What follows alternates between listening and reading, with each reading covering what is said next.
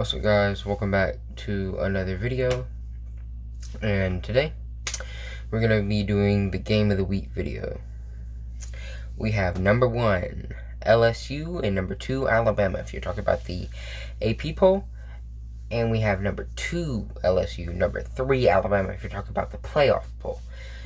This is definitely a game of the century type game. This is gonna be up there with the 2011 9-6 game, the 2011 21-0 game, the 2014, I believe it was like 24-17 game. That was 2012. 2014 was the overtime win game. It's gonna be up there with all those, and depending on when you're seeing this video, because this video is being shot at a completely different time than a lot of other videos, and being made at a completely different time than a lot of other videos. My LSU Alabama greatest moments hype kind of should be out soon. So look forward to that, or go watch that if you haven't already. But time to finally preview the game. I've been talking. So LSU Alabama, of course, one of the biggest rivalries, and this year it is maybe the most heated. Of course, LSU has the Heisman front runner, Joe Burrow. He's been amazing this season, and I want to keep doubting him just because I hate LSU, but that's just my bias talking. Joe Burrow's played incredible this season. Incredible. Of course, LSU has like 3 top 10 wins. Well, at the time they were top 10 wins. They've beaten Florida, who's still in the top 10, 42-28. They beat Texas in Texas. The fact that they did it in Texas is really impressive. And they beat Auburn 20-23, which that game could have easily been like 38-17. So, and Alabama, they've been Alabama. They've won every game all season, but Alabama just hasn't played anyone yet. If you don't know, I am an Alabama fan. If you're not used to the channel, Roll Tide. And we just haven't played anyone all season. Our defense really stepped up versus Arkansas. And yes, I know it's Arkansas, but our defense really stepped up. Like, I'm very impressed with them. Trayvon Diggs is an absolute beast. He will go in the first round. LSU has a lot of talent. Their new improved offense. This is the best LSU offense of all time. Maybe the best LSU team of all time. Up there with the 2003, 2007, and 2011 teams. They're definitely up there already. Alabama, just another normal year. Tua is hurt, and I'm going to get to injuries later, but that's going to be a big factor in the game.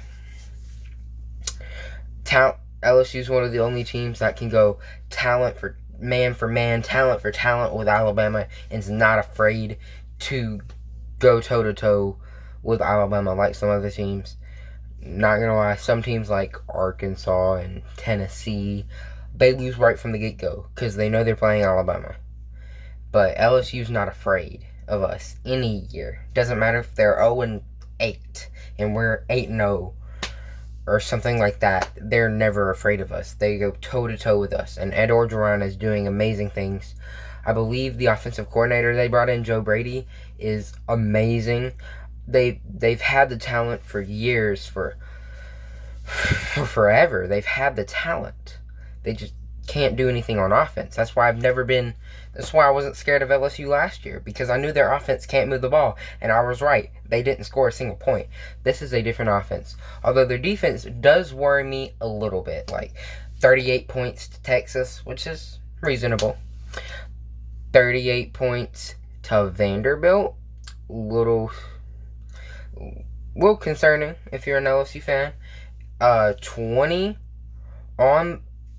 20 at home to a freshman quarterback who can barely throw the ball accurately more than 3 yards.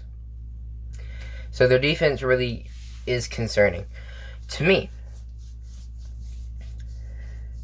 But Alabama's defense has been concerning. This might be the worst Alabama defense in Nick Saban's tenure.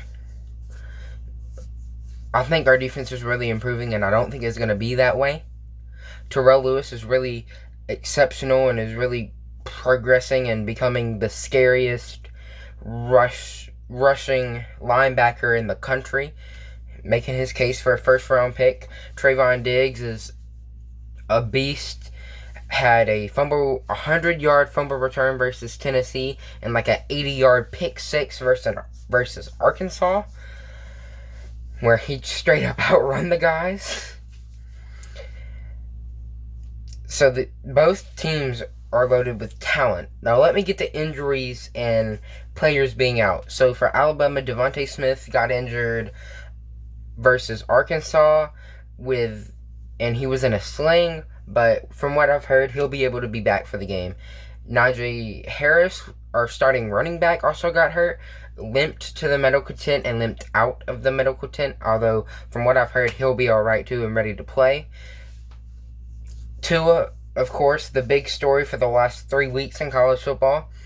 He got hurt versus Tennessee, his ankle.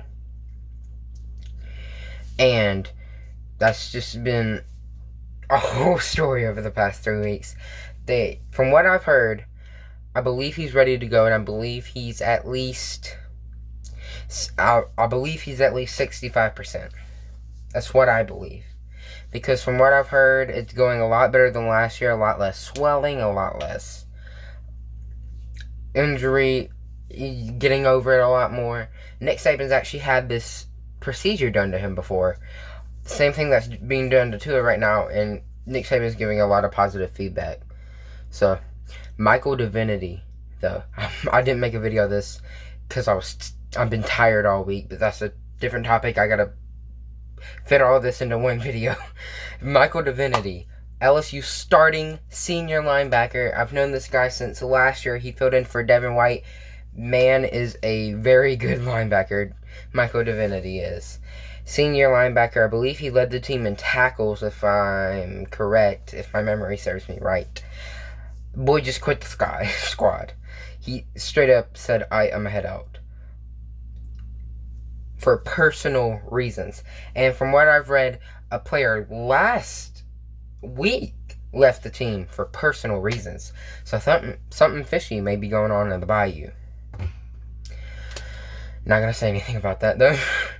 And also, Grant Delpit suffered an injury versus Auburn. And I saw a tweet today, I've put it on my Instagram story, that Grant Delpit has not been seen at practice all week. Even Tua has been at practice.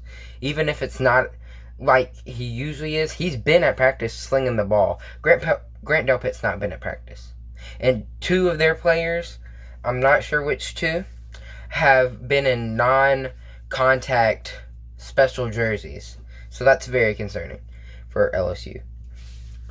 But I'm real excited for this game, if you can't tell. Because I've been I don't know why, but this year I've encountered more LSU fans than usual. I don't know why. And I'm ready to win this game. I have a teacher from last year who I talked with a lot. He's a college football fan, LSU fan. And I am so ready for this game because I want us to win. And I'm just going to walk up to him and say, Roll Tide. That's part of the fun in college football, is bragging rights. If Alabama wins this game, they still got tough opponents down the schedule. And who doesn't say LSU can't get into the college football playoff, even if Alabama loses this game? Because winner of Ohio State, Penn State's got to get in. So let's say that's Ohio State. I imagine they'll put Alabama number 1 if we beat LSU. So number 1 Alabama, number 2 Ohio State. Clemson will probably win out because of their weak schedule. Number 3 Clemson. And then you've got LSU sitting there, who went on the road to Tuscaloosa, which is a big factor in the game as well, and lost. And maybe if it's a close game, you can say by maybe like a game-winning field goal. Probably never going to happen for Alabama, but hey. And you say, you got to put them in. Because they're just been blowing teams out. and they play the #1 team in the nation, and they lose by 3 on the road.